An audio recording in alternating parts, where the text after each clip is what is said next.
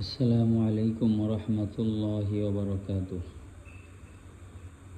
সম্মানিত ভিউয়ার্স, আমরা গত দুইটি ক্লাসে কোরআন তেলাওয়াতের ভুল সংশোধন করি এই শিরোনামে দুটি ভিডিও আপলোড করেছিলাম।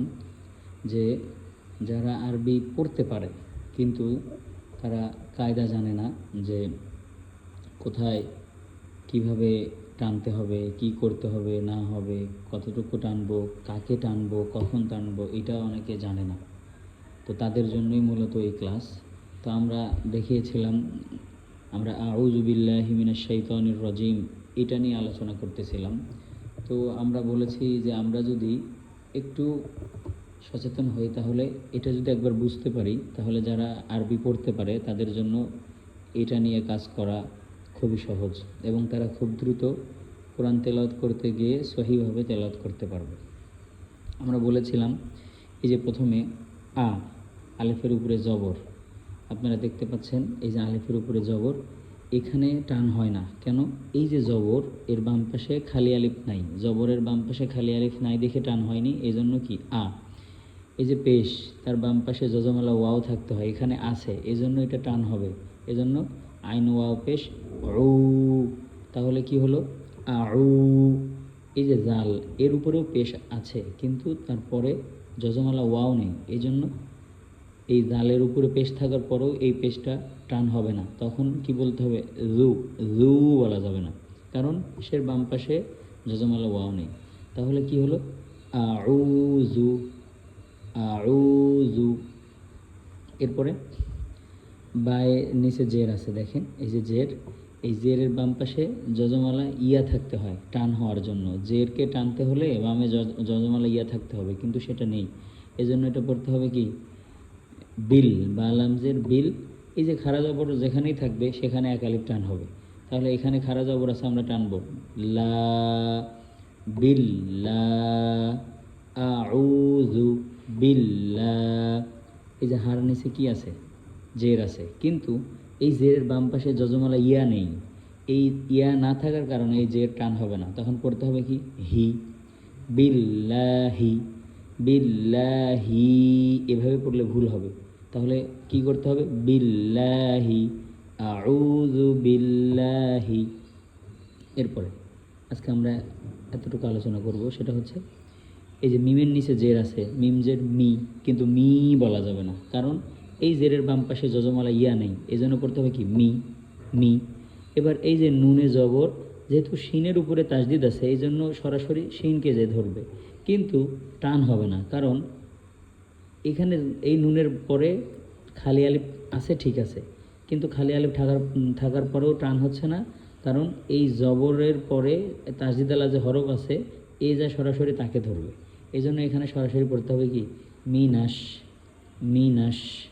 এরপরে সেই, দেখেন শিনের উপরে জবর থাকার পরেও টান হচ্ছে না, কারণ বামে যজমালা ইয়া আছে, খালি আলিফ নেই। এই জন্য এখানে পড়তে হবে কি?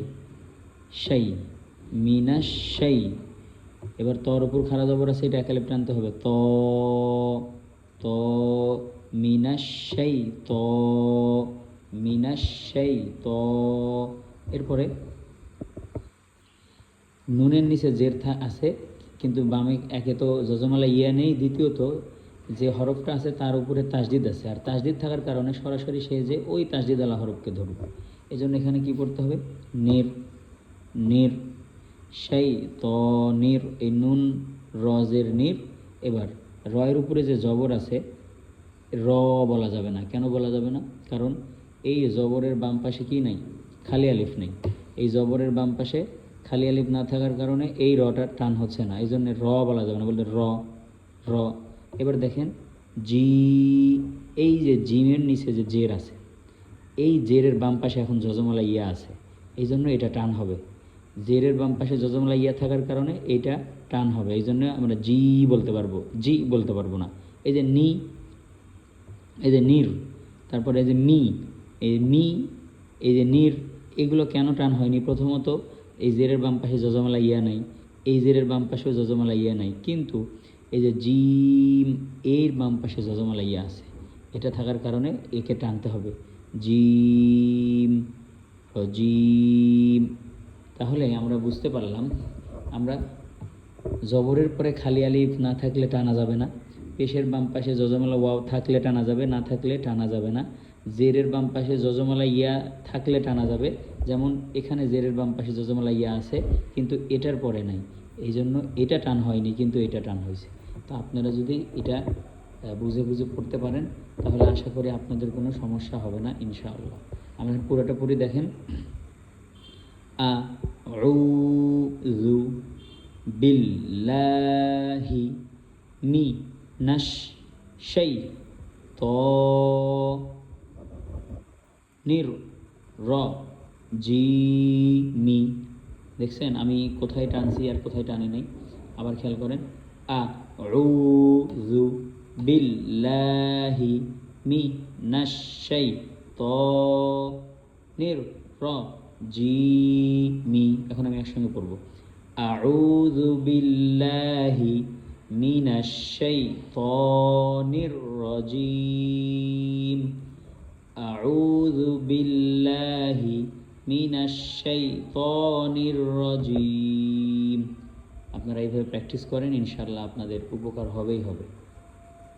আমরা পরবর্তীতে বিসমিল্লাহ নিয়ে আলোচনা করব ইনশাআল্লাহ। সে পর্যন্ত সবাই ভালো থাকেন, সুস্থ থাকেন। আসসালামু আলাইকুম ওয়া রাহমাতুল্লাহি ওয়া বারাকাতুহু।